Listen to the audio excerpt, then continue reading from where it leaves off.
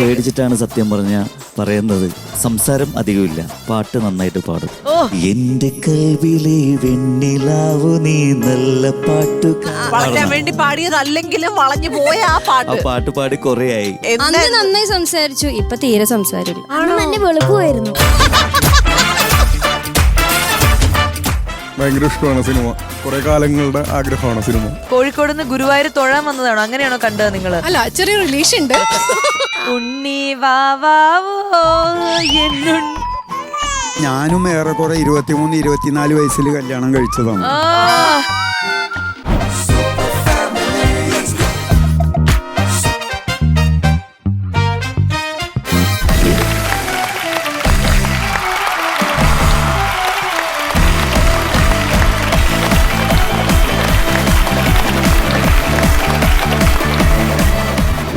നമസ്കാരം. റിയൽ ഫാമിലീസിനായി ഞങ്ങൾ ഒരുക്കുന്ന റിയൽ ഫാമിലി ഷോ ആണ് സൂപ്പർ ഫാമിലി. അപ്പോൾ ഇന്നത്തെ എപ്പിസോഡിലേക്ക് എല്ലാ പ്രിയപ്പെട്ട പ്രേക്ഷകർക്കും സ്വാഗതം. ഇത് family wedding centre presents super family.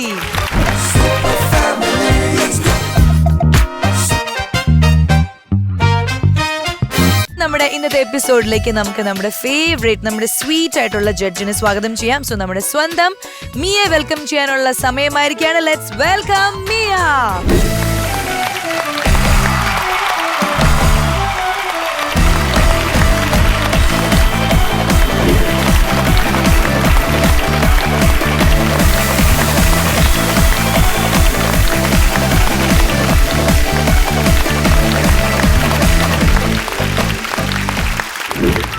അപ്പൊ എന്തൊക്കെയുണ്ട് വിശേഷങ്ങൾ? എന്ത് വിശേഷം? സുഖമായിട്ടിരിക്കുന്നു. നമ്മുടെ സൂപ്പർ ഫാമിലിയെ പറ്റിയിട്ട് പ്രേക്ഷകരെക്കാളും എനിക്ക് അറിയാനുള്ളത് മിയയുടെ ഹസ്ബൻഡ് എന്ന് പറഞ്ഞു നമ്മുടെ ഈ ഫാമിലിയെ കുറിച്ചിട്ടും, അല്ലെങ്കിൽ മിയയുടെ ഒരു ജഡ്ജ്മെന്റിനെ കുറിച്ചിട്ടൊക്കെ. നീ അത് ശരിയായില്ല, പൊട്ടയാണ്, അങ്ങനെ എന്തെങ്കിലുമൊക്കെ പറഞ്ഞു നിന്റെ ജഡ്ജ്മെന്റ്? ഇല്ല, കുഴപ്പമില്ല. പുള്ളി അന്വേഷിക്കാറുണ്ട് എന്ത് പരിപാടികളൊക്കെയാണ് നടക്കുന്നത്, ഓരോ ഫാമിലിയും വന്നിട്ട് എന്താ ചെയ്യുന്നത്, എങ്ങനത്തെ പരിപാടികളൊക്കെയാണ്, നിങ്ങൾക്ക് എൻജോയ്മെന്റ് ഉണ്ടോ എന്നൊക്കെ പുള്ളി ഇങ്ങനെ ഷൂട്ടിന് വരുമ്പോഴത്തേക്കൊക്കെ ചോദിക്കാറുണ്ട്. അപ്പൊ ഞാൻ ഇങ്ങനെ ചിലതൊക്കെ ഇങ്ങനെ നമുക്ക് പിന്നെ ഒരു കാര്യം ചെറുതായിട്ട് പറയാൻ അറിയത്തില്ല, നമുക്കെല്ലാം വിശദീകരിച്ച് പറഞ്ഞില്ല. മിയക്ക് അങ്ങനെയാണ്. മിയ ഇങ്ങനെ സംസാരിച്ചു തുടങ്ങി ഞാൻ അവിടെ ഒരു സാധനം കണ്ടു എന്ന് പറയണമെങ്കിൽ തന്നെ അയ്യോ അതെ, ഞാനിപ്പോ കുറച്ചൊക്കെ ഞാനിങ്ങനെ ഷോർട്ടാക്കാൻ ഞാൻ പഠിച്ചു. ഇത് തന്നെ ഞാൻ ഷോർട്ടാക്കി ഇങ്ങനെ വന്നോണ്ടിരിക്കണം. അപ്പൊ അതെല്ലാം ഹസ്ബൻഡിന്റെ അടുത്ത് പറയുമ്പോൾ അത് ആളെങ്ങനെയാണ്? ഇതെല്ലാം കേട്ടിരിക്കുന്ന ആളാണോ അതെയോ? എല്ലാം കേക്കും കേട്ടോ, അതിനുള്ള ക്ഷമയുണ്ട്. ഞാനിടയ്ക്ക് എന്നിട്ട് എന്താ പറയാത്ത, എന്താ ചോദിക്കാത്ത, പറയുന്നുണ്ടല്ലോ, പറഞ്ഞോ ഞാൻ കേൾക്കുന്നുണ്ട്. അവിടെ എങ്ങനെയാ പ്രേമിന്റെ അവസ്ഥ എങ്ങനെയാ? കള്ളി സെയിം പിച്ച്. ഞാൻ എന്ത് പറഞ്ഞാലും കേട്ടോണ്ടിരിക്കും, ഇങ്ങോട്ടൊന്നും സംസാരിക്കില്ല. എല്ലാം കേൾക്കാൻ ഇഷ്ടമാണെന്ന് എനിക്കറിയില്ല, പക്ഷെ കേൾക്കുന്നുണ്ട്. ഇഷ്ടപ്പെട്ടിട്ടാണോ അല്ലാതെയാണോ അറിയില്ല, വിചാരിച്ചാണോ കേൾക്കുന്നതെന്നും അറിയില്ല, കേൾക്കുന്നുണ്ട്. അപ്പൊ എന്തായാലും നമുക്ക് ഇന്നത്തെ എപ്പിസോഡ് ഒരുപാട് നല്ല പ്രതീക്ഷയോട് കൂടി നല്ല ഫാമിലീസിനെ ഇൻവൈറ്റ് ചെയ്യാം. നല്ല ഗംഭീര പെർഫോമൻസ് കാണാൻ ഞങ്ങൾ റെഡിയാണ്. നിങ്ങൾ റെഡി അല്ലേ? യെസ്. ഞാനേ ആ ചിറ്റപ്പൻ എങ്ങാനും വരണ്ടോ നോക്കിയതാ, പക്ഷെ ഇന്ന് വന്നില്ല. ശരിയാ, എപ്പോഴും നമ്മൾ ഇങ്ങനെ നിൽക്കുമ്പോഴാ വരുന്നത് അല്ലേ? പോയേക്കാം.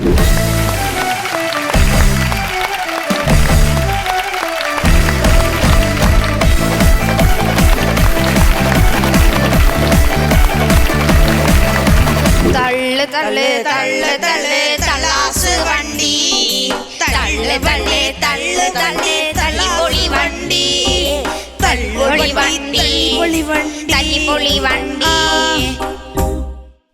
അയ്യോ, ദേ വന്നിരിക്കുന്നു. കറക്റ്റ് സമയത്ത് ഇന്നും വന്നിട്ടുണ്ട്. തള്ളി മനുഷ്യന്റെ ഊപ്പാടിളകി. ചിറ്റപ്പനത് എന്ത് പറ്റി? എന്റെ ശ്വാസമോളെ ഒന്നും പറയണ്ടേ? എന്റെ അളിയ വരുമ്പോ തന്നെ ഒന്നും പറയാന്നല്ലേ നമ്മളിവിടെ നിന്ന് പുഴുകത്തേ ഉള്ളൂ. എന്റെ തമ്പിയാളിയ ഈ മുട്ടുകാലി വെച്ചൊന്ന് കേട്ടി തന്നാണ്ടല്ലോ വിടറി. അവന്റെ ഒരു അളിഞ്ഞ കോമഡി. ചിറ്റപ്പൻ പറ, കൂളായിട്ട് കാര്യം പറ, ടെൻഷൻ അടിക്കില്ല, ശ്വാസമൊക്കെ വിട്. കാര്യം എന്താന്ന് ഞാൻ പറഞ്ഞുതരാം. എന്നെ ഇവര് വണ്ടി ഓടിപ്പിക്കാൻ പഠിപ്പിക്കുവായിരുന്നേ. കഷ്ടകാലം കൊണ്ട് ഞങ്ങൾ എല്ലാവരും അങ്ങ് ഉരുണ്ടങ്ങ് വീണ്. അശ്ശോ, പക്ഷേ വല്ലതും പറ്റിയോ? പറ്റിയിട്ടൊന്നുമില്ല. പക്ഷെ ഇപ്പൊ ഉരുണ്ട് വീണത് ഞങ്ങളുടെ കുറ്റം കൊണ്ടല്ല. ഇന്നത്തെ കാലത്ത് ഒരുത്തനും റോഡിന്റെ നിയമങ്ങളെ കുറിച്ച് ഒരു ബോധവും ഇല്ലെന്നേ. അതല്ലെന്ന്, ഞാൻ വണ്ടി ഓടിപ്പിക്കാൻ പഠിപ്പിച്ച ആരും ഇതുപോലെ വീണിട്ടില്ല. ആരും വീണിട്ടില്ലേ? ഇല്ല. അല്ല ചിറ്റപ്പൻ എങ്ങനെ വണ്ടി ഓടിക്കുവോ അതിന്? പിന്നെ ഓടിക്കുവന്നോ? ലൈസൻസ് ഉണ്ടോ അതിന്? അതെന്തുവാ? ആ ബെസ്റ്റ്. ലൈസൻസ് കേട്ടിട്ട് പോലും ഇല്ല എന്നിട്ട് വണ്ടി ഓടിക്കുന്നത്. അത് എവിടെയോ കേട്ട പോലെ ഉണ്ട്. ലൈസൻസ് ഇല്ലെങ്കിൽ പോലീസ് പെറ്റി തരൂട്ടാ. ഇതിനെ തന്നോട്ടെ, പക്ഷെ മാസം മാസം പൈസ തരണം. ഈ പിള്ളേരെയൊക്കെ വളർത്തിയപ്പോ എന്നാ പൈസയാന്നേ. ഇതെന്തുവാ ഇത്? പെറ്റി അടിക്കാന്ന് പറഞ്ഞാലേ ഫൈൻ അടിച്ചു തരും. ഓ എന്റെ ശ്വാസം മോളെ, ഫൈന്റെ കാര്യം ഒന്നും പറയണ്ട. ദേ അറിയാലോ, ഈ ചിറ്റപ്പന് പഴയ ഒരു കറുത്ത അംബാസിഡർ കാർ ഉണ്ടായിരുന്നല്ലോ. അത് ആലിഞ്ചോടിന്റെ അവിടെ 2-3 ദിവസം പാർക്ക് ചെയ്തിട്ടിരിക്കുക. ഈ പന്ന കാക്കകളൊക്കെ അതി തൂറി മെഴുകിയിട്ടിട്ട് ഞാനിതൊന്നും അറിയാതെ അത് പുറത്തേക്ക് എടുത്തോണ്ട് പോയി. പോലീസ് എനിക്ക് ഫൈൻ തന്നു. എന്തിന്? എന്തോ ചെയ്യാനാന്ന് ഓർക്കണം. കാറ് സ്റ്റിക്കർ ഒട്ടിച്ച് മോഡിഫൈ ചെയ്തെന്നും പറഞ്ഞ്. എന്ത് ചെയ്യാനാ? ഞാനല്ലല്ലോ കാറ് മോഡിഫൈ ചെയ്തത്, കാക്കയല്ലേ. അപ്പൊ കാക്കല്ലേ ഫൈൻ കൊടുക്കേണ്ടത്. ഇതാ പറഞ്ഞു ഇപ്പോഴത്തെ നിയമം ഒന്നും ശരിയല്ലെന്ന്. മീകുട്ടിയെ ഇതുപോലെ ഓരോ അബദ്ധങ്ങളൊക്കെ പറ്റിയിട്ടുണ്ടോ? ഡ്രൈവിംഗ് ഒക്കെ ചെയ്യുമ്പോ ഒരു ഫൈൻ ഒക്കെ കിട്ടിയിട്ടുണ്ടോ?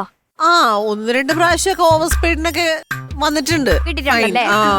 ശ്വാസമോൾക്ക് എങ്ങനെ ഇതിനെ കുറിച്ചുള്ള ഒരു അനുഭവം? എനിക്കും അങ്ങനെ തന്നെയാ. നമ്മള് ധൃതി പിടിച്ച് എവിടെയെങ്കിലൊക്കെ പോകുമ്പോ പോലീസ് അങ്ങ് പിടിച്ച് പെറ്റി തരും, അല്ലെങ്കിൽ ഫൈൻ തരും. പിന്നെ ഒക്കെ വന്നോണ്ട് ഇപ്പൊ അതും പല അബദ്ധങ്ങളും പറ്റാറുണ്ട്. നമ്മൾ ചെയ്യാത്ത കുറ്റത്തിനൊക്കെ ഫൈൻ അടിക്കും. അളിയൻ എന്നാത്തിന് ഈ ടെൻഷൻ അടിക്കുന്നേ? ചിറ്റപ്രത് എന്ത് പറ്റി? ഞാൻ നേരത്തെ പറഞ്ഞില്ലായിരുന്നു ആ വളവിക്ക് ഇട്ടേക്കുന്ന ആ കാറിന്റെ കാര്യം. എന്ത് ചെയ്യാനാന്ന് ഓർക്കണം. ആ കാറ് എനിക്ക് ആ കാർ അവിടെ കിടക്കുന്ന ഒട്ടും ഇഷ്ടപ്പെട്ടില്ല. അതുകൊണ്ടാണ് ഇപ്പൊ ഈ അപകടങ്ങളൊക്കെ ഉണ്ടായി.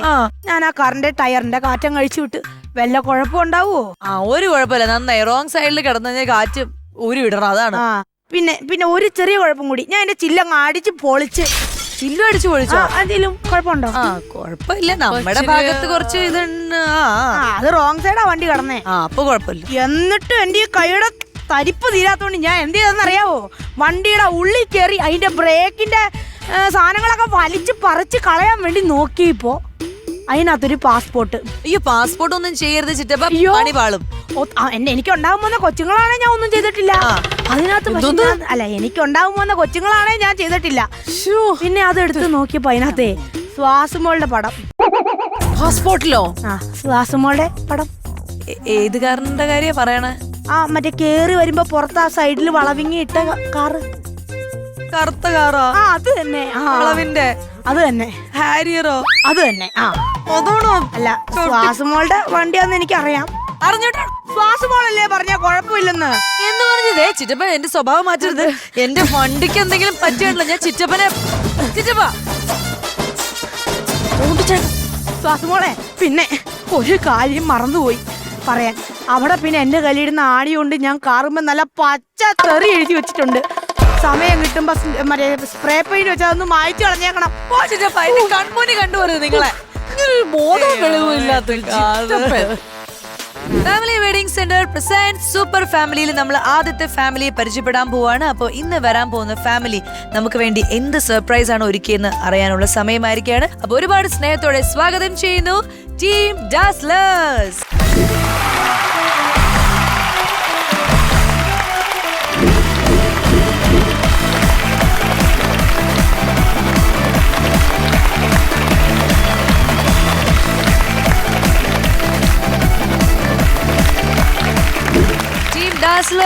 അപ്പൊ വെൽക്കം ടു സൂപ്പർ ഫാമിലി. ഒരു എന്താ പറയാ, അച്ഛൻ, അമ്മ, 2 മക്കൾ, അങ്ങനെ ഒരു കുഞ്ഞു ഫാമിലി ആയിട്ടാണ് വന്നിരിക്കുന്നത്. നമുക്ക് എന്തായാലും പ്രേക്ഷകർക്ക് നിങ്ങളെ കൂടുതൽ അറിയാം. പേര് പറയൂ. എന്റെ പേര് ഷെഫീഖ്. ഷെഫീഖ്, നല്ല ശബ്ദം. ഷെഫീഖ് ഒരു പാട്ടുകാരനായിരിക്കും എന്ന് എനിക്ക് പ്രതീക്ഷയുണ്ട്. തീർച്ചയായിട്ടും ഒരു ഗായകൻ തന്നെയാണ്. ഗായകൻ തന്നെയാണ്. എത്ര വർഷമായി ഇപ്പൊ ഈ ഒരു പ്രൊഫഷൻ? ഞാൻ ഈ ഫീൽഡിൽ ഒരു 20 വർഷമായി. 20 വർഷമായി. ആർജെ ഒക്കെ ആവാൻ പറ്റും അല്ലേ? അതെ, ആകാൻ പറ്റുമോ? ആകാൻ പറ്റും. നമ്മളിങ്ങനെ ചില ഞാൻ പേടിച്ചിട്ടാണ് സത്യം പറഞ്ഞ പറയുന്നത്. സംസാരം അധികമില്ല, പാട്ട് നന്നായിട്ട് പാടും. ഓ, ആണോ? സംസാരം കുറവാണോ? അതെ, ഞാൻ നന്നായി സംസാരിക്കും. ആള് നേരെ എന്റെ ഓപ്പോസിറ്റ് ആണ്. പേര് പറയൂ. എന്റെ പേര് സാജിദ. സാജിദ എന്ത് ചെയ്യും? ഞാൻ കേക്ക് മേക്കർ ആണ് വീട്ടില്. Cake maker. എന്നിട്ടൊരു കേക്ക് പോലും കൊണ്ടുവരാതെ ഇവിടെ വന്നു. അതല്ലേ ഞാൻ ഇനി വരുമ്പോ എന്ത് കൊണ്ടുവരാം. കേക്ക് മേക്കറാണ് നിങ്ങളൊക്കെ? കോവിഡ് സമയത്ത് തുടങ്ങിയതാണോ? അത് അതിന് അതല്ലല്ല, ഞാൻ ടീച്ചറായിരുന്നു കോളേജില്. ആണോ? അത് കണ്ടാ ലുക്കില്ലെന്നുള്ള. എന്തായിരുന്നു പഠിപ്പിക്കുന്നത്? ഞാൻ അക്കൗണ്ടൻസിയാണ്. അപ്പോ കോളേജിലായിരുന്നു, ഇഗ്നോ യൂണിവേഴ്സിറ്റിയുടെ സ്റ്റഡി സെന്ററിലായിരുന്നു. പിന്നെ മർക്കസ് അക്കാദമിയിലും വർക്ക് ചെയ്തു. പിന്നെ കുഞ്ഞൊക്കെ ആയപ്പോ ഇവിടെ മോളെ പ്രഗ്നന്റ് ആയിരിക്കുമ്പോഴായിരുന്നു കൊറോണയുടെ ഇത് വന്നത്. പിന്നെ ആ ടൈമില് പിന്നെ ഞാൻ റിസൈൻ ചെയ്തു. പിന്നെ വീട്ടിൽ ആരും ഇല്ലാത്ത കാരണം ഇപ്പൊ കേക്കിന്റെ അത് തുടങ്ങി ഇപ്പൊ 4 വർഷമായി. എവിടെ നിങ്ങളുടെ സ്ഥലം? പാലക്കാട്. പാലക്കാട് ആലത്തൂർ വടക്കഞ്ചേരി. Okay okay. മോന്റെ പേരോ? ആദിൽ ഷാ. ആദിൽ ഷാ. മോളുടെ പേര്? ആലിയ. ആഹാ. എന്നാ ആദിൽ ഷാ പറയൂ. ഏത് ക്ലാസ്സിൽ പഠിക്കണു? ഇനി ഫിഫ്ത്തിലേക്ക്. ഇഷ്ടപ്പെട്ട സബ്ജക്ട് ഏതാ? സയൻസ്. സയൻസ്. അപ്പൊ ആരാവാനാണ് ആഗ്രഹം? എനിക്ക് വലുതായി കഴിഞ്ഞാൽ പ്രൊഫഷണൽ സിംഗർ ആവണമെന്നാണ് എന്റെ മനസ്സിലൊരു വിചാരം. പ്രൊഫഷണൽ സിംഗർ ആവണമെന്നാണ് മനസ്സിലെ വിചാരം. അങ്ങനെ തന്നെ ഇരിക്കട്ടെ അല്ലേ, എന്തിനാ മാറ്റണം? പക്ഷേ ഉമ്മച്ചി പറയണത് ലണ്ടനിൽ പോയി മെഡിക്കെയർ എടുത്ത് പഠിക്കാൻ. ഈ ഉമ്മച്ചിമാരെ എല്ലാവരും ഇത് തന്നെ. ലണ്ടൻ കാനഡ അല്ലേ? ഉമ്മച്ചി എന്താ അങ്ങനെ പറയണേ? അങ്ങനെയല്ല, ഞാൻ ഉമ്മച്ചിക്ക് ലണ്ടനിൽ പോണെന്നൊരു ആഗ്രഹം അല്ലേ? മോന്റെ കൂടെ ആദിൽഷാനെങ്കിലും പറഞ്ഞു വിട്ടിട്ട് ആ പുറകെ പോവാന്നായിരിക്കും വിചാരം. അതെ അതെ, നമുക്കുണ്ടായില്ലേ ചെറിയ ആഗ്രഹം. അതെ. ഈ നിങ്ങളുടെ എങ്ങനെയായിരുന്നു? പ്രണയ വിവാഹമായിരുന്നോ? അതെ അതെ. ഓ ആവേശം. എന്നെക്കാളും ആവേശം കൂടുതലാണ്. അതെ എനിക്ക് മനസ്സിലായത്. പ്രണയ വിവാഹമായിരുന്നോ? അതെ. എന്തൊക്കെയോ പറയാനുണ്ട്. ഉടനെ ട്രോഫി താഴോട്ട് വെച്ചു. ഉടനെ ട്രോഫിക്ക് വന്നോളൂ, ഞാൻ പിടിക്കാം. പറ, എന്താണ് ആഗ്രഹം? അല്ല, എന്താണ് പ്രണയ വിവാഹം? 6 വർഷത്തെ പ്രണയമായിരുന്നു. കോളേജില് ഇതേപോലെ പരിപാടിക്ക് വന്നു. അപ്പോ ക്ലാസ്മേറ്റ്സ് സോങ് ആയിരുന്നു പാടിയത്, എന്റെ കൽബിലെ. അപ്പൊ ഇഷ്ടായി. ഞാൻ ആദ്യം പ്രണയം പറഞ്ഞു. ഇഷ്ടായി? ആ പാട്ട് കേട്ടപ്പോ ഇഷ്ടായി. എന്നിട്ട് പ്രണയം എവിടെ? അപ്പൊ തന്നെ പറഞ്ഞോ? അതെയോ? അല്ല, പിന്നീട് നമ്പറൊക്കെ തപ്പിപ്പിടിച്ചെടുത്ത് വേറെ ഒരാള് ഫോൺ ചെയ്ത് എന്നിട്ട് പറഞ്ഞു എനിക്ക് ഇഷ്ടമാണ്, എന്തുണ്ടെങ്കിലും പറയണമെന്നൊക്കെ പറഞ്ഞു. ഇഷ്ടമാണെന്ന് പറഞ്ഞു. അപ്പൊ തന്നെ ധൈര്യമായിട്ട് പറഞ്ഞു? പേടിയൊന്നും ഉണ്ടായിരുന്നില്ല? എന്തിനു പേടിക്കണം? അത് ഞാനിപ്പോ അനുഭവിച്ചുകൊണ്ടിരിക്കുകയാണ്. പേടി എന്ന് പറയുന്ന ഒരു സാധനമില്ല. അപ്പൊ ആ പാട്ട് അന്ന് അതെ എന്റെ പാടി വളച്ച ആ പാട്ട് വളയ്ക്കാൻ വേണ്ടി പാടിയതല്ലെങ്കിലും വളഞ്ഞു പോയ ആ പാട്ട് പാടി കൊറേ ആയി. മറന്നു കഴിഞ്ഞാ പിന്നെ ഒന്നും പറയാൻ പറ്റില്ല. ഇല്ല. ആ പാട്ട് ഇങ്ങനെ ചെയ്യണം. ആ പാട്ട് പാടുന്നു, അത് കേൾക്കുന്നു, പോയിട്ട് ഇഷ്ടമാണെന്ന് പറയണം. ഇവിടെ വെച്ചാ കോളേജ് സീൻ റീക്രിയേറ്റ് ചെയ്യണം. ഓക്കെ, ശരി. എന്റെ വൈഫിന് വേണ്ടി ഒരു 4 വരി നമുക്ക് പാടാലോ. യെസ്. ആദിൽ ഷാ ഇങ്ങോട്ട് വന്നോളൂ. നിങ്ങളില്ല ഈ കഥയിൽ, നിങ്ങൾ ജനിച്ചിട്ടില്ല. ശരി. എന്റെ കൽവിലെ വെണ്ണിലാവു നീ നല്ല പാട്ടുകാരാ, തട്ടമിട്ടു ഞാൻ കാത്തുവെച്ചുരൻ മുല്ലമൊട്ടിലൂറും. അത്തറൊന്നു വേണ്ടേ എൻ്റെ കൂട്ടുകാരാ, സുൽത്താൻ്റെ ചേലുകാരാ. എന്റെ കൽബിലെ വെണ്ണിലാവു നീ നല്ല കൂട്ടുകാരി, തട്ടമിട്ടു ഞാൻ കാത്തുവെച്ചൊരു മുല്ലമൊട്ടിലൂറും. അത്തറൊന്നു വേണ്ടേ എൻ്റെ കൂട്ടുകാരി, സുൽത്താന്റെ കൂട്ടുകാരി. ഇനി ചെറിയൊരു സൈലൻസ്. ചേച്ചി പോയിട്ട് ഇഷ്ടം പറയണം കേട്ടോ. ഹലോ, ഷഫീഖ് അല്ലേ? അതെ. അന്ന് CS കോളേജിൽ പാടാൻ വന്നിരുന്നില്ലേ? അതെ. അന്ന് ഞാൻ അവിടെ ഉണ്ടായിരുന്നു. എന്റെ കൽബിലെ സോങ് കേട്ടിരുന്നു. ഇഷ്ടപ്പെട്ടോ? പാട്ട് നല്ല രസമുണ്ട് കേട്ടാ. കൊറേ നാളായി അത് കഴിഞ്ഞ പിന്നെ കാണണമെന്ന് വിചാരിച്ചു, ഇതുവരെ കണ്ടിട്ടില്ല. പിന്നെന്താ, എനിക്ക് ഇക്കനെ ഇഷ്ടമാണ്. I love you. ഒരു ഷോക്ക് അങ്ങനെ ബോധം കേട്ടോ? ശരിക്കും ഇല്ല, എനിക്കും അതിമനോഹരമായിട്ടൊരു ഇഷ്ടം ഉണ്ടായിരുന്നു. പുള്ളിക്കാരി ആ കയറി വന്നപ്പോ തന്നെ ഒരു അട്രാക്ഷൻ തോന്നി. സത്യമാണോ? അടിപൊളി. അല്ല, അപ്പൊ ഈ 6 വർഷമായിട്ട് നിങ്ങൾ പ്രേമിച്ചു എന്ന് പറഞ്ഞില്ലേ? അപ്പൊ ഈ വർത്താനം കുറവുള്ള ഈ മനുഷ്യനുമായിട്ട് നന്നായി സംസാരിച്ചു. ഇപ്പൊ തീരെ സംസാരില്ല. നല്ല വെളുപ്പമായിരുന്നു.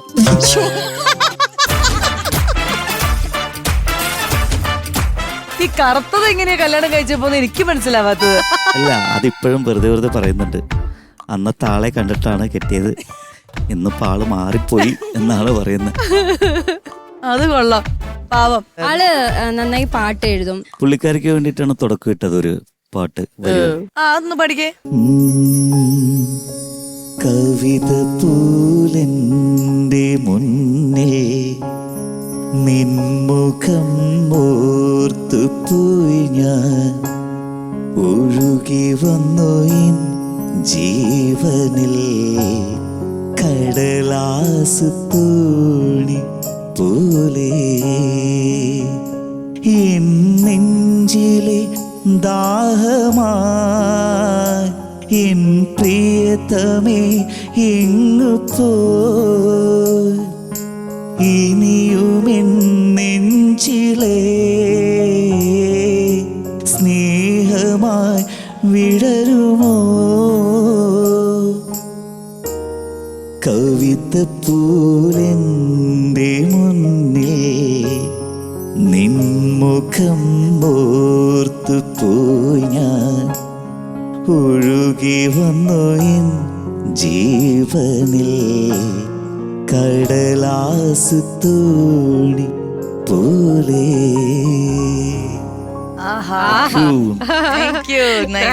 എന്തായാലും കൊള്ളാം.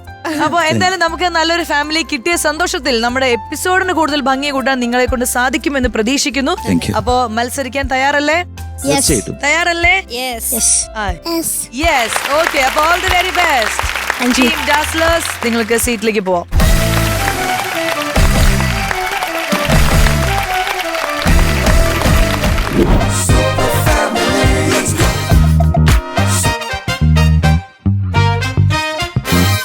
വെഡിംഗ് സെന്റർ പ്രസന്റ്സ് സൂപ്പർ ഫാമിലിയുടെ 1ാം സ്ഥാനത്തെത്തുന്ന സൂപ്പർ ഫാമിലിക്ക് ക്യാഷ് പ്രൈസ് നൽകുന്നത് Indian institute of commerce Lakshya. 2ാം സ്ഥാനത്തെത്തുന്ന സൂപ്പർ ഫാമിലിക്ക് ക്യാഷ് പ്രൈസ് നൽകുന്നത് elite developers building life styles. 3ാം സ്ഥാനത്തെത്തുന്ന സൂപ്പർ ഫാമിലിക്ക് ക്യാഷ് പ്രൈസ് നൽകുന്നത് സൂപ്പർനോവ ഫുഡ്സ്. സൂപ്പർ ഫാമിലിയുടെ അടുത്ത സൂപ്പർ ഫാമിലി ആരാണെന്ന് പരിചയപ്പെടാനുള്ള സമയമായിരിക്കുകയാണ്. So let's welcome team Guruvayur cinema.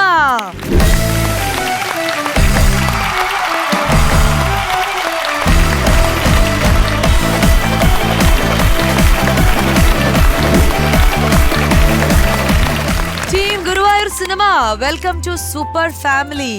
Miya, ഇവരുടെ പേര് അതുപോലെ ഇവരുടെ വേഷം, ചെണ്ട, ഇതൊക്കെ കാണുമ്പോ തന്നെ ഒരു ഭയങ്കര ഒരു സർപ്രൈസിങ് എലമെന്റ് ഒളിഞ്ഞെടുക്കുന്ന പോലെ തോന്നുന്നുണ്ടല്ലേ? അതെ അതെ, കാരണം സിനിമ എന്ന് വെച്ച് പേരിട്ട് ഒരു ടീമും ഇവിടെ വന്നിട്ടില്ല. സിനിമയെ അത്ര ഇഷ്ടമാണോ? ഭയങ്കര ഇഷ്ടമാണ് സിനിമ, കുറെ കാലങ്ങളുടെ ആഗ്രഹമാണ് സിനിമ.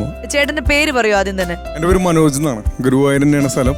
ഗുരുവായൂരും ഞങ്ങൾക്ക് പ്രിയപ്പെട്ടതാണ്, സിനിമയും നമുക്ക് പ്രിയപ്പെട്ടതാണ്. ഗുരുവായൂർ സിനിമ കുറെ വർഷമായിട്ട് സിനിമ മോഹവുമായിട്ട് നടക്കുന്ന ഒരാളാണ്. അതുകൊണ്ടാണ് നിങ്ങളുടെ ടീമിന് ഇങ്ങനെ ഒരു പേര് തന്നെ ഇട്ടത് അല്ലേ? ടീമിലെ മെമ്പേഴ്സിന് എല്ലാവർക്കും സിനിമ ഇഷ്ടമാണോ? യെസ്. ഇനി പേര് പറയൂ. എന്റെ പേര് വിദ്യ എന്നാണ്. വിദ്യ. ഞാൻ ഹൗസ് വൈഫാണ്. പിന്നെ ഇത് പറഞ്ഞ പോലെ ഇവർക്ക് ഈ സിനിമാ മോഹം, എനിക്ക് സത്യം പറഞ്ഞാൽ ഇവിടെ എത്തിയാലാണ് ആ മോഹം തുടങ്ങിയത്. എനിക്ക് തോന്നുന്നു ഇവിടെ ഈ ഫാമിലിയിൽ എല്ലാവർക്കും അത് ഇഷ്ടമാണ്. ഇപ്പൊ മോളും കൂടെ ആയപ്പോ മോക്ക് ഭയങ്കര ഇഷ്ടമാണ്. അപ്പൊ സോ ഞാനും അതിലേക്ക് അവരെ കൂടെ കൂടുന്നു. അപ്പൊ വിദ്യയുടെ സ്വന്തം ഫാമിലിയിൽ സിനിമ അത്ര വലിയ അങ്ങനെയില്ല. ഞാൻ ശരിക്കും പറഞ്ഞാൽ എന്റെ വീട് കോഴിക്കോടാണ്. ഒരു നാട്ടുമ്പുറ പ്രദേശമാണ്, പെരുമണ്ണ എന്ന് പറയും ഞങ്ങളെ വീട്. അവിടെയാണ്. അവിടെ അങ്ങനെ നമ്മള് അച്ഛൻ ഭയങ്കര സ്ട്രിക്റ്റ് ആണ്. അതുകൊണ്ട് തന്നെ കുറച്ചധികം കൂട്ടിയിട്ടായിരുന്നു നടന്നിരുന്നത്. കല്യാണം കഴിഞ്ഞപ്പം ഭയങ്കര ഫ്രീഡം ആയി. അതിന്റെ നേരെ ഓപ്പോസിറ്റ്, വളർന്നതിന്റെ നേരെ ഓപ്പോസിറ്റ് ആയിട്ടാണ്. അച്ഛൻ വരെ എനിക്ക് ആദ്യം പേടിയായിരുന്നു. ഇവിടെ വരുമ്പോ നമുക്കൊരു വേറെ വീട്ടിൽ കയറി ചെല്ലുമ്പോ എങ്ങനെയൊന്നും അറിയില്ലല്ലോ. കാരണം നമ്മളെ വീട്ടിൽ പറഞ്ഞ അച്ഛൻ അത്രയും സ്ട്രോങ് ആ. ഇവിടെ വന്നപ്പോ നേരെ ഓപ്പോസിറ്റ് അച്ഛൻ. അച്ഛനും അത്രയും കമ്പനിയാ. എന്ത് നമുക്ക് ഓപ്പണായിട്ട് അച്ഛനോട് പറയാം. അത്രയും കമ്പനിയാ. കോഴിക്കോട് നിന്ന് ഗുരുവായൂർ തൊഴാൻ വന്നതാണോ? അങ്ങനെയാണോ കണ്ടത് നിങ്ങള്? അല്ല, ചെറിയ റിലേഷൻ ഉണ്ട്. അങ്ങനെയില്ല. എന്റെ അമ്മാവന്റെ അളിയന്റെ മോളാണ്. അമ്മാവന്റെ അളിയന്റെ മോളാണ്. അപ്പൊ ഇങ്ങനെ അതായത് ഗുരുവായൂരെന്നല്ല കോഴിക്കോടുന്നേ കണ്ടു എന്നാണ് ഉദ്ദേശിച്ചത്. ഓ, അങ്ങനെ കോഴിക്കോടുന്നേ കണ്ടു. അതായത് വല്ല ഒരുമിച്ചുള്ള ഫംഗ്ഷനൊക്കെ പോയപ്പോ അങ്ങനെ കണ്ടു, കണ്ണും കോർത്തു, അങ്ങനെ സ്നേഹിച്ചു, അങ്ങനെയാണോ? കോർക്കാനൊന്നും സമയം കിട്ടിയില്ല. 23 വയസ്സിൽ കല്യാണം കഴിഞ്ഞു. 23 വയസ്സിൽ കല്യാണം കഴിഞ്ഞു. ആരുടെ 23 വയസ്സിലാണ് കല്യാണം കഴിച്ചു എന്ന് പറഞ്ഞത്? മനോട്ടന്റെ. അതാണ് എനിക്ക് ഞെട്ടൽ. 23 വയസ്സുള്ള പയ്യൻ. പക്ഷെ എനിക്ക് ജോലി ഉണ്ടായിരുന്നു. ഞാൻ കാറ്ററിംഗ് വർക്കായിരുന്നു എനിക്ക്. ഓക്കെ 7ാം ക്ലാസ് മുതൽ ചെയ്യായിരുന്നു. ഗുരുവായൂരല്ലേ? ഇത് തള്ളല്ല, ഗുരുവായൂർ ഒന്ന് അന്വേഷിച്ചറിയാം. ഒരു ഇതെല്ലാരും 7-8 ക്ലാസ്സിൽ തുടങ്ങും. അവിടെ ഗുരുവായൂര് കാറ്ററിംഗ് വർക്ക്, ഡെക്കറേഷൻ അങ്ങനെയുള്ള വർക്കുകളെല്ലാം. Okay okay. പിന്നെ അപ്പൊ 23 വയസ്സായപ്പോഴേ ഒരു ഭയങ്കര എക്സ്പീരിയൻസ് ഉള്ള ഒരു പ്രൊഫഷണൽ കേറ്ററിംഗുകാരനായിരുന്നു. പിന്നെ അതുകൂടാതെ മനോട്ടിന് അമ്പലത്തില് കൃഷ്ണാട്ടങ്ങളിലെ NMR ആയിരുന്നു. ഗുരുവായൂർ അമ്പലത്തില് 18 വയസ്സിൽ ജോലിക്ക് കയറി. ഏകദേശം ഒരു 12 കൊല്ലം 13 കൊല്ലം ഞാൻ NMR ആയിട്ട് ജോലി ചെയ്തു. ഡെയിലി വേജ്, ഡെയിലി വേജില് ജോലി ചെയ്തു. ഓക്കെ. പിന്നെ എന്റെ കുറെ ആഗ്രഹങ്ങളുണ്ട്. എനിക്ക് ശരിക്കും പറഞ്ഞാൽ ഞാനിപ്പോ ഒരു ഡോഗ്സ് ട്രെയിനറാണ്. കേരളത്തിൽ ഫേമസ് ആയിട്ടുള്ള ഒരു കെന്നലാണ് MD റോഡ്വേ കെന്നൽ എന്ന് പറഞ്ഞൊരു കെന്നലാണ് എന്റെ. എത്ര പട്ടികളുണ്ട് ഇപ്പം? എന്റെ സത്യം പറഞ്ഞ 145 നായ്ക്കളുണ്ട് എന്റെ. 140 നായ്ക്കള്. ഇതൊക്കെ എവിടെ വളർത്തുന്നു? 2 സ്ഥലത്താണ് കെന്നല്. ഒന്ന് പെരിഞ്ചനം, ഒന്ന് തൃത്തല്ലൂർ എന്ന് പറഞ്ഞ സ്ഥലത്തുമാണ്. പക്ഷെ ഇതിലൊരു പ്രത്യേകത എന്താന്ന് വെച്ചാല് ഇതില് റോട്ട്വീലേഴ്സ് മാത്രമേ ഉള്ളൂ. എന്റെ അമ്മേ, ഞാനിങ്ങനെ എന്തോ ന്യൂസ് കേട്ടു, അവര് റോഡ് വീലറിനെ ഇങ്ങനെ വിൽക്കാൻ പാടില്ല എന്തോ നിരോധിച്ചു. അങ്ങനെ ഒരു സംഭവം ഉണ്ട്.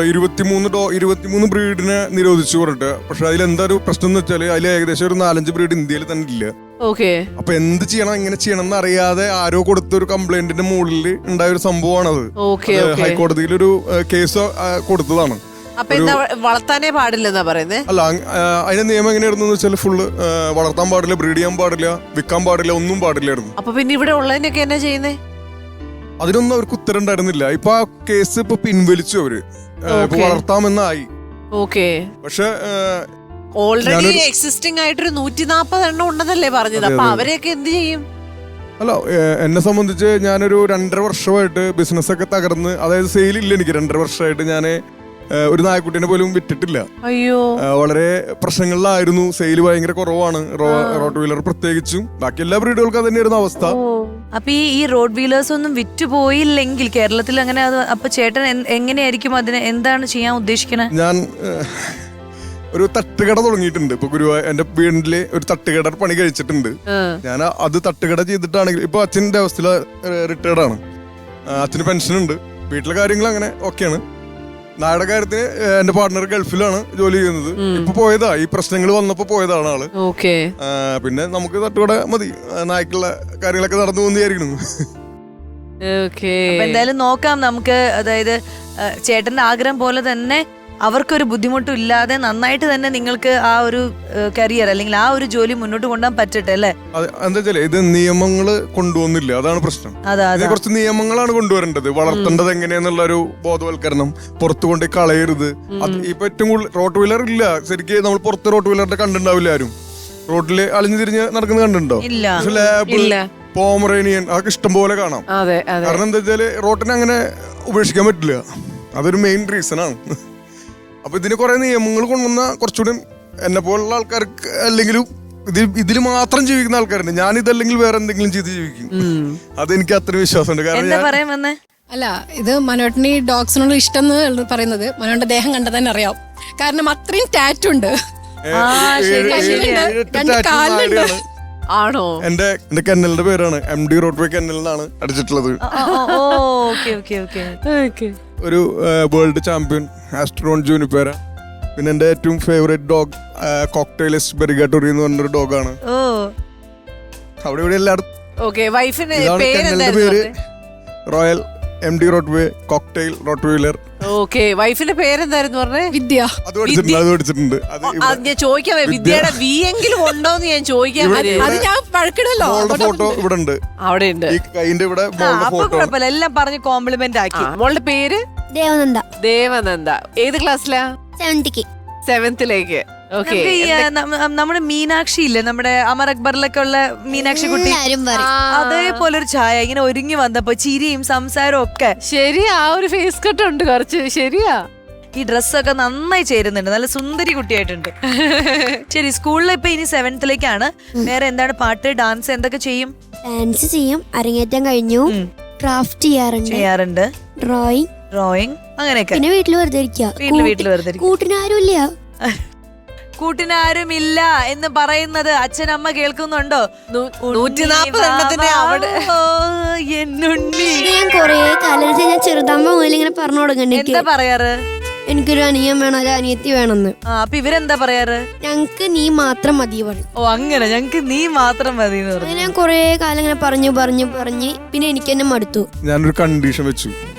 അടുത്തത് ആൺകുട്ടിയാണെങ്കിൽ ഞാൻ എപ്പോഴും കൊട്ടാൻ പോകുമ്പോ ഞാൻ എന്റെ കൂടെ കൊണ്ടുപോകും. നായനെ ട്രെയിൻ ചെയ്യിക്കും കൊണ്ടുപോകും. കുഴപ്പമുണ്ടോ വെച്ചു. എന്നാ ഞാൻ ഒറ്റയ്ക്ക് മതി അച്ഛാ, വേറെ ആരും വേണ്ട, ഞാൻ ഒറ്റയ്ക്ക് അല്ലെ. കൊച്ചിനെ മാനിപ്പുലേറ്റ് ചെയ്ത് വെച്ചിരിക്കുക. പിന്നെ എന്നോട് അച്ഛൻ എല്ലാവരും പറഞ്ഞു ഉണ്ണി ഇവിടെ ഉണ്ടാവും, പിന്നെ വേറെ ആരെങ്കിലും വന്ന് ഞങ്ങൾക്ക് സ്നേഹം കൂടും എന്ന് പറഞ്ഞു. വേറെ ആരോടും. അപ്പൊ നമുക്ക് ടെൻഷനായി. പിന്നെ എനിക്കെന്നെ മടുത്ത് ഞാൻ വേണ്ട പറഞ്ഞു. ഞാൻ മാത്രം മതി പറഞ്ഞു. പിന്നെ അഭിനയിക്കാൻ ഇഷ്ടമാണ്, അഭിനയമോഹിയാണ് അച്ഛനെ പോലെ തന്നെ. അതെ. ഓക്കേ, 2 വർഷമായിട്ട് ഇപ്പൊ അതിന്റെ ഉണ്ട്. അപ്പൊ ഒരു എന്താ പറയാ, സിനിമയിൽ ഒരു നായികയായി തിളങ്ങണം എന്നുള്ള മോഹം തന്നെയാണ് മനസ്സിലുള്ളത്. പിന്നല്ലാതെ അപ്പൊ അതൊക്കെ സാധിക്കട്ടെ. ഇപ്പൊ ഇങ്ങനത്തെ വേദികളിലൊക്കെ വരുമ്പോ കൊറേ സ്റ്റേജ് ഫിയറും കാര്യങ്ങളും ഒക്കെ പോവും, കോൺഫിഡൻസ് കൂടും, എക്സ്പോഷർ കൂടും, കാര്യങ്ങൾ ഒരു സ്റ്റേജ് എങ്ങനെയാ ഹാൻഡിൽ ചെയ്യുന്നത്. ഇതിപ്പോ ഒരു ടെലിവിഷൻ ഷോ ആണല്ലോ, അപ്പൊ എങ്ങനെയാ ക്യാമറ ഫേസ് ചെയ്യേണ്ടത്, അങ്ങനെ കുറേ നല്ല കാര്യങ്ങൾ പഠിക്കാൻ പറ്റും. അപ്പൊ മോൾക്ക് ഉറപ്പായിട്ടും മോളുടെ ലൈഫിൽ അതൊരു എന്താ പറയുന്നത്, മോൾ ആഗ്രഹിക്കുന്ന രീതിയിലേക്ക് വരാൻ ഇതൊക്കെ ഹെൽപ്ഫുൾ ആയിരിക്കും കേട്ടോ. ഇനി അദ്ദേഹത്തെ പരിചയപ്പെടാം. അച്ഛൻ. എൻ്റെ പേര് ഹരിദാസ് എന്നാണ്. ഞാൻ ഒരു 35 വർഷത്തോളം ഗുരു ഹരിദാസിൽ ജോലി ചെയ്ത ആളാണ്. റിട്ടയർഡ് ആയിട്ട് ഒരു 10 വർഷമായി. മോൻ 23 വയസ്സിൽ കല്യാണം കഴിച്ചു എന്ന് പറയണതിൽ അതിശയിക്കാനൊന്നുമില്ല. കാരണം എന്താ വെച്ചാൽ ഞാനും ഏറെക്കുറെ 23-24 വയസ്സിൽ കല്യാണം കഴിച്ചതാണ്. ഞാനും ഇതേപോലെ സ്നേഹിച്ചിട്ടെന്നെ കല്യാണം കഴിച്ചത്. 45 വർഷമായി ഒരുമിച്ച് കല്യാണം കഴിഞ്ഞിട്ട്. നിങ്ങളിപ്പോ എവിടെ വെച്ച് സ്നേഹിച്ചു? പണ്ടത്തെ കാലത്ത് കോഴിക്കോട് വെച്ച്. എവിടെ വെച്ച് കണ്ടു? ഞങ്ങള് ഇയാളെ വീട് ചാലപ്പുറാണ്, എന്റേത് മീൻചന്ത പറയുന്ന സ്ഥലത്താണ്. അങ്ങനെ മൂപ്പർക്ക് NSSൽ ജോലി ഉണ്ടായിരുന്നു. അതൊക്കെ ഒഴിവാക്കിയിട്ട് ഞാൻ ഇങ്ങോട്ട് കൊണ്ടുവന്നത്. 23 വയസ്സിൽ തന്നെ 23-24 വയസ്സിൽ തന്നെ ഇങ്ങോട്ട് കൊണ്ടുവന്നു. പിന്നെ ഞാൻ ഇവിടുന്ന് അങ്ങോട്ട് പറഞ്ഞിട്ടില്ല. കൂടെ എപ്പോഴും ഉണ്ടാവും, ഏത് നേരം 45 വർഷമായിട്ട് മാറ്റി നിർത്തിയിട്ടില്ല. അപ്പൊ 45 വർഷമായിട്ട് കല്യാണം കഴിച്ചിട്ടിരിക്കുന്ന ഒരു ആളുടെ അടുത്ത് നമുക്ക് ചോദിക്കാം അല്ലെ, എന്താണ് ഒരു സക്സസ്ഫുൾ മാരേജിന്റെ ഒരു നിങ്ങൾക്കുള്ള ഒരു ടിപ്പ്? 45 വർഷമായിട്ട് പിണക്കോ ഞങ്ങൾ പിണങ്ങായില്ല, അങ്ങോട്ടും ഇങ്ങോട്ടും. അത് സാധാരണയാണല്ലോ. പിണങ്ങിയാലും 5 മിനിറ്റ് നേരം, 5 മിനിറ്റിന്റെ അപ്പുറത്തേക്ക് കിടക്കില്ല, പുറത്തേക്ക് പോവില്ല. പുറത്തേക്ക് ഞാൻ കടന്നു പോവില്ല. ഞങ്ങള് ലോകിയായതിന്റെ ശേഷം പിന്നെ പുറത്തേക്ക് പോകുള്ളൂ. 5 മിനിറ്റേ തെറ്റുള്ളൂ. അത് എപ്പോഴാ വെച്ചാല് ഒരു 10-24-25 കൊല്ലം കഴിഞ്ഞ ശേഷം അങ്ങനെ തെറ്റിയിട്ടുള്ളൂ. 45 ആയില്ലേ. അത് കൊള്ളാം. ഈ തെറ്റിയാല് 5 മിനിറ്റ് കഴിഞ്ഞ അച്ഛൻ അങ്ങോട്ട് ചെല്ലും. എന്നിട്ട് അച്ഛൻ എങ്ങനെങ്കിലും സോൾവ് ആക്കും. അപ്പൊ അച്ഛൻ മടിച്ചിരിക്കും, രണ്ടാളും മിണ്ടി അച്ഛൻ തമാശയൊക്കെ പറഞ്ഞ അങ്ങനെയൊക്കെ. ഇനി അടുത്ത ആളെ പരിചയപ്പെടാം. എന്റെ പേര് സ്മിത എന്നാണ്. ഞാന് വർക്ക് ചെയ്യുന്നുണ്ട്, കാലിക്കറ്റ് ആണ്. സിസ്റ്റർ ആണ്. എന്റെ അമ്മാവന്റെ മോളാണ്. അമ്മാവന്റെ മോളാണ്. ഇനി നമുക്ക് കഥാനായികയെ പരിചയപ്പെടാം. കഥാനായികയുടെ പേരാണ് കോമളം. കോമള ചേച്ചിയുടെ ഏറ്റവും ഈ വെറുതെ ഇരിക്കുമ്പോ ചെയ്യാൻ ഇഷ്ടമുള്ള ഒരു വിനോദം എന്താണ്, ഒരു ഹോബി? ആദ്യമൊക്കെ തയ്ച്ചിരുന്നു, തയ്ക്കാനൊന്നും വയ്യ. അമ്മ നല്ല കുക്കാണ്, നന്നായിട്ട് പാചകം ചെയ്യുന്ന മകൻ പറയുന്നു. യെസ്. അപ്പൊ ഇനി നമുക്ക് വേറൊരു ആളെ പരിചയപ്പെടാനുള്ളത് ഈ ചെണ്ടയാണ്. ഇവർ ഈ ചെണ്ടയും കൊണ്ടാണ് വന്നിരിക്കുന്നത്. അതെ, എന്താണ് ചെണ്ടയുടെ സ്റ്റോറി? ഞാൻ ചെണ്ട പഠിച്ചിട്ടുണ്ട്, പഠിച്ചിട്ടുണ്ട്. പിന്നെ ഈ എലത്താളമാണ് മനോജ് ഗുരുവായൂർ എന്നുള്ള പേരില് അറിയപ്പെട്ടിരുന്ന ഒരാളാണ് ഞാൻ. പിന്നെ ഈ ചെവി പോയി, എന്റെ കൊട്ടിയിട്ടാണ് പോയത്. ചെവി കേൾക്കില്ല. ഓ അത് ശരി. ഏകദേശം 10-60 താളം, ഈ എലത്താളം 10-60 എണ്ണം പൊട്ടിച്ചിട്ടുണ്ട്. പൊട്ടിക്കാന്ന് പറഞ്ഞു കഴിഞ്ഞാൽ എലത്താളത്തിന്റെ ബലം കൂടിയിട്ട് അത് പൊട്ടിപ്പോവും. ലാസ്റ്റ് ഞാൻ കൊട്ടിയത് ഒരു 18 താഴമ്പേക്ക് പോയി. എന്റെ ഏകദേശം 21 താളം പൊട്ടി. ഇപ്പൊ പൊട്ടാൻ പോണില്ല. ഒന്ന് ചെവി പോയി, രണ്ടാമത് അടിക്കൂലി 2000 രൂപയാണ്. കൊട്ടിന് പോയാൽ കിട്ടുക 1500 ഇതിന് കൊടുക്കണമെങ്കിൽ 2000 രൂപയും കൊടുക്കണം. അപ്പൊ ഞാൻ കടം മേടിച്ചു കൊടുക്കേണ്ട അവസ്ഥയായപ്പോ കൊട്ടി നിർത്തി. അതെന്തിനാ പൊട്ടിക്കണ എന്തിനാ നിങ്ങള്? അടിച്ച് പൊട്ടി പോണത് എമ്മരടിയാ സത്യം പറഞ്ഞാ. ഞാൻ കല്യാണം കഴിഞ്ഞാൽ കണ്ടു തുടങ്ങിയത് മനോന്റെ കൊട്ട് എന്ന് പറയുമ്പോ എത്ര പേരെ വന്നിരിക്കുക ഈ അടി കാണാൻ വേണ്ടിട്ട് മാത്രം. അതുകൊണ്ട് പൊട്ടിക്കും. ഇപ്പൊ ആരും കൊടുക്കാതെയായി. പെട്ടെന്നൊരു ആരെങ്കിലും വിളിച്ചു കഴിഞ്ഞാല് മനോന്റെ താളം പൊട്ടിക്കിടക്കാണെങ്കിൽ ഏതെങ്കിലും ഫ്രണ്ട്സിനോട് ചോദിച്ചിട്ടുണ്ട്, അയ്യോ ഞാൻ തരില്ല, നീ പൊട്ടിച്ചിട്ട് ഞാൻ പിന്നെ പണിക്ക് പണിയാവുന്നു അങ്ങനെ പറയാ. അല്ല ഈ ചെവി പോയതിന്റെ കാര്യം എന്താ? സൗണ്ട് നമുക്ക് ഭയങ്കര സൗണ്ട് ആയിരുന്നു. പിന്നെ ഞാൻ പറഞ്ഞില്ല, ബിസിനസ് നല്ല ബിസിനസ് ആയിരുന്നു, നല്ല ഫേമസ് ആയിരുന്നു, നല്ല സെയിലായിരുന്നു. ഒരു ദിവസം ഒരു 600 കോൾ 700 കോളൊക്കെ എടുക്കും. കോളും ഇതെല്ലാം കൂടി ആയപ്പോ മൊത്തമായിട്ട് പോയി. ഇത് തീരെ കേക്കില്ല എനിക്ക്, ഇത് പകുതി കേക്കുള്ളൂ. അയ്യോ, അതുകൊണ്ടാണ് ഫുള്ള് കമ്മലിട്ടിരിക്കുന്നത്. റേഞ്ച് കിട്ടാൻ വേണ്ടിട്ടാണ് അത്. ഈ കൊട്ടിന്റെ കാരണം കൊണ്ട് ഗുരുവായൂർ അമ്പലത്തിൽ എനിക്കൊരു 11 പ്രാവശ്യം വിളക്ക് കിട്ടിയിട്ടുണ്ട്. നല്ല തളക്കാരനുള്ള വിളക്ക് കൊടുക്കും ഉത്സവത്തിന്. ഒരു 11 പ്രാവശ്യം കിട്ടിയിട്ടുണ്ട്.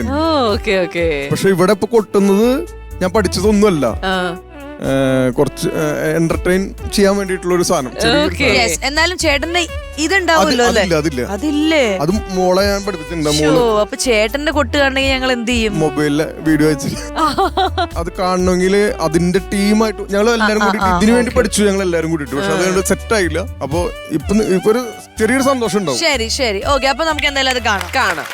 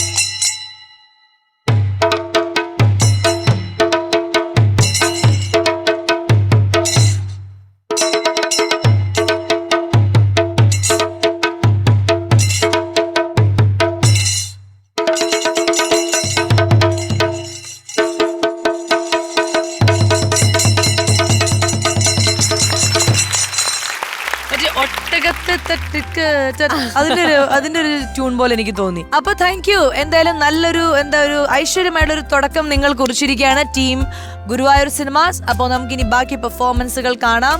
All the very best.